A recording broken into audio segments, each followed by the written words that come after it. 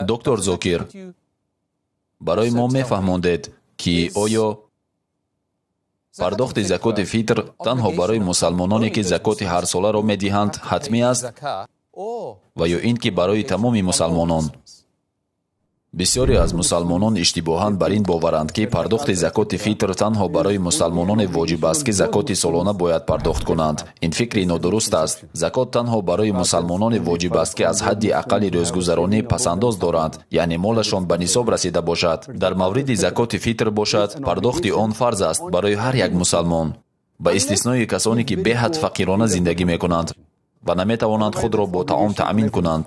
дар ин бора паёмбар дар Саҳиҳ Бухорӣ ҷилди 2 китоби закот дар ҳадиси 1503 омада аст ки паёмбари дӯстори мо саллаллоҳу алайҳи васалам гуфтанд ки барои ҳар як мусалмон амр ба андозаи 1 соъ додани хурмо ва ё ҷавро ҳамчун закоти фитр муқаррар кардам.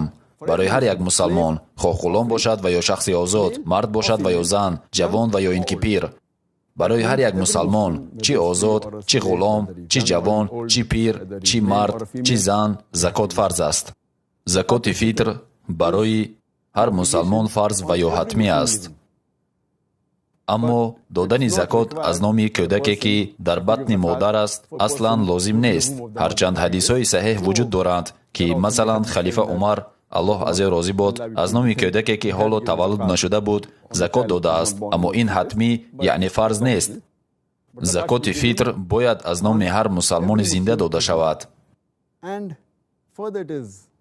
ва паёмбар саллаллоҳу алайҳи васалам дар сунани имом Байҳақӣ дар ҷилди 4 китоби закоти фитр ҳадиси 7683 гуфта шудааст ки паёмбари дӯстори мо саллаллоҳу алайҳи васалам дастури пардохти закоти фитр аз номи касоне ки нафақаи онҳо бар ӯҳдаи мо ҳастанд, чӣ аз хурду чӣ аз калонсолон, чӣ аз ғулому чӣ аз озодро додаанд.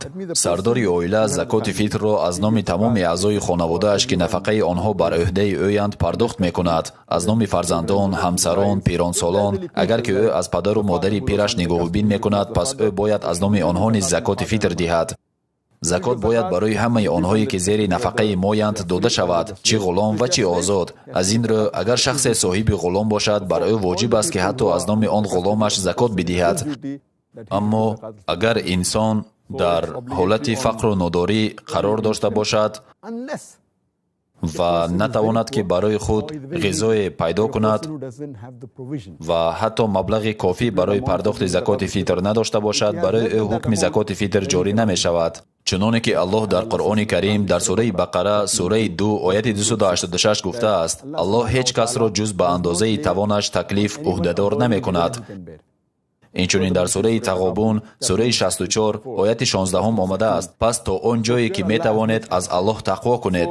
агар инсон маблағи муқарраршуда надошта бошад, аммо нисфи онро дошта бошад, метавонад нисфи ин маблағро пардохт кунад. агар ки инро ҳам надошта бошад, пас пардохт бар ӯ воҷиб нест.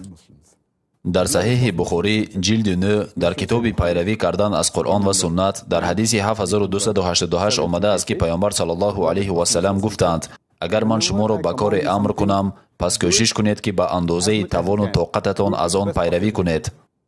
ҳадисе ки дар китоби Саҳиҳ Муслим ҷилди 2 дар китоби Закот ҳадиси 2147 омадааст ки паёмбари мо саллаллоҳу алайҳи васалам гуфтаанд: ба ғулом воҷиб нест ки ҷуз закоти фитр андозе бипардозад.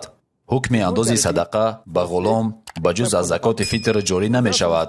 бархе аз уламо бар ин назаранд ки агар шумо ғуломи ғайри мусалмон дошта бошед ҳам, аз номи ӯ закоти фитр бояд бидиҳед. аммо ин назари нодуруст аст ва аксари уламо онро иштибоҳ медонанд, зеро он мафҳум ва ё контекстро ба назар намегирад. чуноне ки дар ҳадис омадааст дар сунани Абу Довуд дар ҷилди 2 китоби Закот ҳадиси 1605 омадааст ки паёмбар саллаллоҳу алайҳи васалам ба таври возеҳ гуфтаанд: пардохти закоти фитр ё садақа, яъне фитри рӯза, барои ҳар мусалмон воҷиб аст, барои поксозии рӯзадор аз суханони беҳуда ва даштуму фаҳшо ва то ин ки ҳамчун ризқу хӯрока барои мискинон бошад. бар асоси ин хулоса мекунем ки закоти фитр бояд аз ҷониби рӯзадор пардохт карда шавад, яъне мусалмон бошад. از این رو دادن زکات فیتر باید تنها از نام غلامان و مسلمانانی که نفقه آنها بر دوش ماست صورت بگیرد، چون غیر مسلمانان به این گروه شامل نیستند.